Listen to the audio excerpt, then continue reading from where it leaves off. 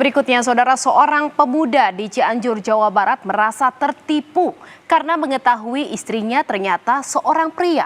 Kenal lewat sosial media dan berpacaran selama 1 tahun, kasus ini terbongkar setelah pihak keluarga menelusuri latar belakang pelaku.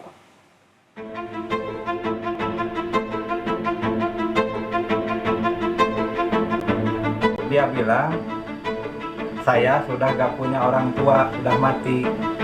Bilangnya, saya gak curiga karena dia pakai muslim, pakai gamis, cadar. Inilah foto saat pernikahan seorang pria di Cianjur dengan seorang yang mengaku perempuan bernama Adinda Kenza. Berharap mendapat kebahagiaan menikahi pujaan hati, pengantin pria malah tertipu karena sang istri adalah laki-laki. Terbongkarnya status sang istri setelah pihak keluarga mulai curiga. Saat perkenalan, Adinda menggunakan pakaian tertutup. Menurut ayah korban, anaknya mengenal Adinda alias E melalui media sosial.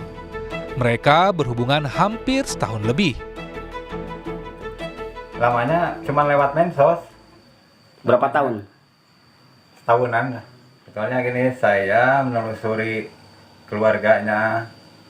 Karena gak mungkin orang sudah gak punya ibu Rama, gak mungkin gak punya sanak famili.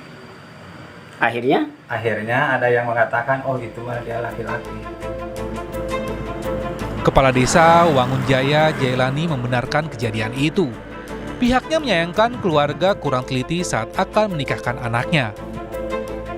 Karena pihak keluarga lebih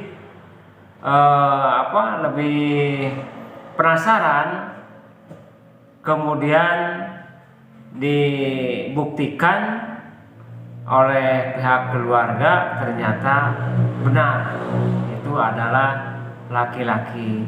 Jadi motifnya itu tujuannya ini penipuan atau pemerasan terhadap keluarga korban, karena sudah dinyatakan bahwa dia adalah laki-laki.